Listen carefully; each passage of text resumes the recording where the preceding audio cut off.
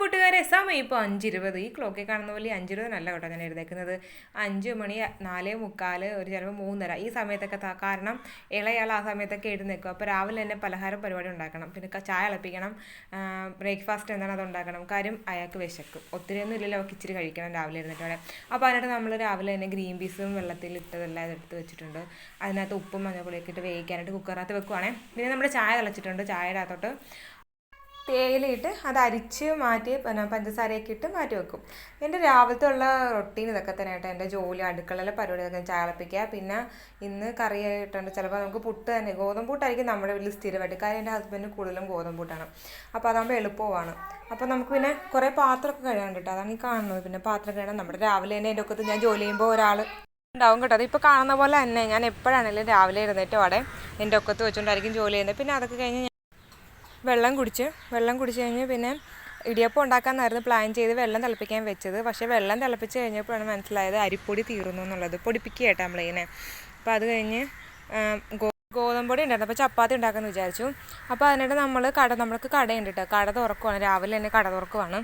അപ്പം വൃശ്ചികം തുടങ്ങിയല്ലോ, അപ്പോൾ രാവിലെ തന്നെ അമ്മായിയമ്മ വൃശ്ചികം തൊഴാനായിട്ട് പോകും. നമ്മുടെ മണ്ഡല കാലം തുടങ്ങുമ്പോൾ എല്ലാ അമ്പലങ്ങളിലും ഉണ്ടാകുമല്ലോ നിർമ്മാല്യം തൊഴൽ, അപ്പോൾ അതിന് പോയേക്കുവാണ്. അപ്പം ഞാൻ കട തുറന്നിട്ട് രാവിലെ ചിലപ്പോൾ എങ്ങനെ കടയിൽ ആളുവാന്നുള്ളത്. നമുക്ക് വലിയ ആഡംബരത്തിലുള്ള കടയെന്നുള്ളൊരു കൊച്ചു കട.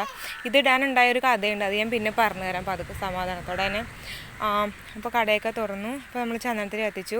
ഫ്രണ്ട് ഡോറും ഞാനിപ്പോൾ അങ്ങനെ തുറക്കുന്നില്ല, കാര്യം എന്ന് വെച്ചാൽ നേരം നല്ലോണം വെളുത്തിട്ടില്ല, എനിക്ക് പേടിയാണ്. ഞാൻ പെട്ടെന്ന് കട തുറക്കുവാണ്. അപ്പം നമുക്ക് കറി വെക്കാനായിട്ട് കുറച്ച് സാധനം ഉണ്ടായിരുന്നു, അപ്പോൾ അതാണ് മെയിനായിട്ട് ഞാൻ കട തുറന്നത്.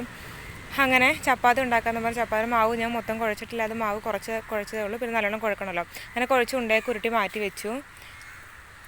ചപ്പാത്തിയൊക്കെ അധികം ഞാൻ ഉണ്ടാക്കാറില്ല, കാര്യം എനിക്ക് സമയം കുറവാണ്, പിള്ളേർ രണ്ടുള്ളതുകൊണ്ട്. അപ്പോൾ അങ്ങനെ വീട്ടിലും അങ്ങനെ കുഴപ്പമില്ല. അപ്പോൾ വല്ല തോന്നുമ്പോൾ അത് എല്ലാവരും വീട്ടിലുണ്ടെങ്കിൽ മാത്രമേ ചെയ്യുന്നുള്ളൂ. അപ്പോൾ ചപ്പാത്തിയെല്ലാം ഉണ്ടാക്കി നമ്മളൊരു പാത്രത്തിലാക്കി വെച്ചിട്ടുണ്ട്. അപ്പോൾ നമ്മുടെ ഗ്രീൻ പീസ് വരെ റെഡിയാക്കി വെച്ചിട്ടുണ്ട് കേട്ടോ. എൻ്റെ ഫുൾ വീഡിയോ ഒന്നും എടുത്തിട്ടില്ല, ഞാൻ ഗ്രീൻ പീസിൽ ഉണ്ടാക്കുന്ന വീഡിയോ ഞാൻ ചെയ്തിട്ടുണ്ട്. അപ്പോൾ അങ്ങനെ നമ്മൾ നേരം നല്ലോണം വെളുത്ത് പിന്നെ കുളിയെല്ലാം കഴിഞ്ഞ് വേറെ ജോലിയൊക്കെ ഉണ്ടായിരുന്നു, തുണി കഴുകാനും കാര്യങ്ങളൊക്കെ ഉണ്ടായിരുന്നു. അതെല്ലാം കഴിഞ്ഞിട്ട് ഞാൻ ബ്രേക്ക്ഫാസ്റ്റ് കഴിക്കുകയാണ്. നമ്മൾ ഇന്ന് വാഷിംഗ് മെഷീനകത്തല്ല കഴുകിയേക്കണത്, കല്ലേലാണ്, അലക്കല്ലേട്ടാണ് കേട്ടോ കഴുകിയേക്കുന്നത്. നമുക്ക് വീട്ടിൽ രാവിലെ എല്ലാവരും ഉണ്ടെങ്കിൽ നമുക്ക് പിള്ളേരെ നോക്കാൻ ആരെങ്കിലും ഉണ്ടെങ്കിൽ ഞാൻ കല്ലേട്ടാണ് അലക്കുന്നത്, അതിനകത്താണ്. പിന്നെ ചോറ് വെക്കുന്നത് പുറത്ത് അടുപ്പിലാണ് കേട്ടോ. അപ്പം ഏറ്റവും വലിയ ടാസ്ക് എന്ന് പറയുന്നത് 2 പേർക്കും ചോറ് കൊടുക്കുന്നത് തന്നെയാണ് കേട്ടോ. അപ്പോൾ ഇപ്പോൾ മൂത്ത ആളിപ്പോൾ ചെറിയ സഹായമൊക്കെ ചെയ്ത് തരാറുണ്ട്, ഇപ്പം കണ്ണപ്പനെ കുളിപ്പിക്കാനൊക്കെ ആണെങ്കിൽ തന്നെ. അപ്പോൾ എൻ്റെ half day in my life ഇത്രയേ ഉള്ളൂ കേട്ടോ. അപ്പോൾ ഒരു ഡേ ഇൻ മൈ ലൈഫ് ഞാൻ ഡീറ്റെയിൽ ആയിട്ട് ഒരെണ്ണം ചെയ്യാം. എൻ്റെ വീഡിയോ ഇഷ്ടപ്പെട്ട് കഴിഞ്ഞാൽ ലൈക്ക് ചെയ്യാൻ മറക്കല്ലേ, സബ്സ്ക്രൈബ് ചെയ്യാത്തതാണെങ്കിലും സബ്സ്ക്രൈബ് ചെയ്ത് സപ്പോർട്ട് ചെയ്യുന്നേക്കണം കേട്ടോ. അപ്പം വീഡിയോസൊക്കെ ഇഷ്ടപ്പെടുന്നുണ്ടെങ്കിൽ കമൻറ്റ് ചെയ്യാൻ മറക്കരുത് കേട്ടോ. Thank you for watching, thank you so much.